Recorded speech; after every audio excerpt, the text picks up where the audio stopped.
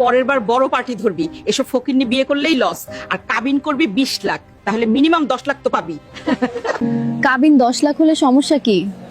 ভালোবাসায় তো আর টাকার হিসাব হয় না। তুমি কি আমাকে বিশ্বাস করো না? বিশ্বাস করি মায়া, কিন্তু 10 লাখ শুনে বাসা থেকে কেউ রাজি হচ্ছে না। তবে তুমি চিন্তা করো না, দরকার হলে সবাইকে ছেড়ে আমি তোমাকেই বিয়ে করব। কাবিন 10 লাখ ধার্য করলেই তো আর সাথে সাথে দেওয়া লাগছে না, এটা তো পরেও দেওয়া যাবে। বাসায় বুঝিয়ে বলো, দেখবে ঠিক রাজি হবে। আচ্ছা তুমি চিন্তা করো না, আমি বাবার সাথে কথা বলছি।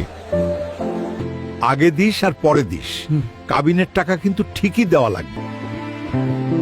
তুই যখন এই মেয়ে ছাড়া বাঁচবিই না, কি আর করা, 10 লাখেই বিয়ে হোক। যাক, এত অপেক্ষার পর অবশেষে আমাদের বিয়েটা তাহলে হলো। হ্যাঁ গো, তোমার সাথে বিয়ে করে আমার জীবনটা শেষ। আমার কোনো চাহিদাই মেটাতে পারো না তুমি, না শারীরিক না মানসিক। আমাকে ডিভোর্স দাও তুমি। এসব কি বলছো? শারীরিক চাহিদা মেটাতে পারি না মানে? এমন জঘন্য মিথ্যে অপবাদ কিভাবে দিচ্ছ? তোমার যখন যা লাগে এনে দেই, শুধুমাত্র যখন কাছে টাকা থাকে না তখন দিতে পারি না, সেটার জন্য এমন অপমান কেন দিচ্ছ? তোমার কথাবার্তা তো একদমই সুবিধার লাগছে না। কি বলতে চাও তুমি? সোজা কথা, আমি আর সংসার করব না তোমার সাথে। আমার 10 লাখ কাবিন দিয়ে দাও, তা না হলে অক্ষমতা আর নারী নির্যাতনের মামলা ঠুকে দিব। মায়া, তোমার মনে তাহলে এই ছিল? কাবিনের টাকাই নেওয়াই তোমার মেইন উদ্দেশ্য ছিল? আমি আগেই বলেছিলাম সামর্থ্যের বাইরে কাবিন করিস না। এখন বুঝলি তো? কি আর করা, ব্যাংকে রাখা আমার পেনশনের শেষ সম্বলটুকু দিয়েই এই ফাঁদ থেকে বের হতে হবে। এই নাও 5 লাখ টাকার চেক।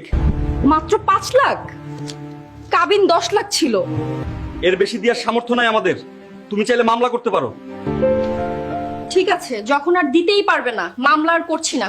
আমি বুঝিনি কাবিনের টাকার লোভে তুমি আমার সাথে এমন অভিনয় করবে। আমার সাথে এমনটা না করলেও পারতে। খুব শিগগিরই ডিভোর্স পেপার পেয়ে যাবে। দেখলাম মা, শেষ পর্যন্ত 5 লাখ তো পেলাম। বলেছিলাম না, একটু অভিনয় করলেই হবে। পরের বার বড় পার্টি ধরবি, এসব ফকিন্নি বিয়ে করলেই লস। আর কাবিন করবি 20 লাখ, তাহলে মিনিমাম 10 লাখ তো পাবি। ভালোবাসার অন্ধত্বে আমি আমার বাবার সারা জীবনের ঘাম বেচে দিয়েছি। ডিভোর্সের নামে এরা আসলে ব্যবসা পেতে বসেছে, আর বলির পাঠা হচ্ছে আমরা। আমার জীবন তো শেষ, কিন্তু আপনার কাছের কোনো ভাই বা বন্ধু যেন এই ফাঁদে পা না দেয়। এখনই ভিডিওটা শেয়ার করে তাকে মেনশন করুন, বাঁচান একটা নিরীহ পরিবারকে।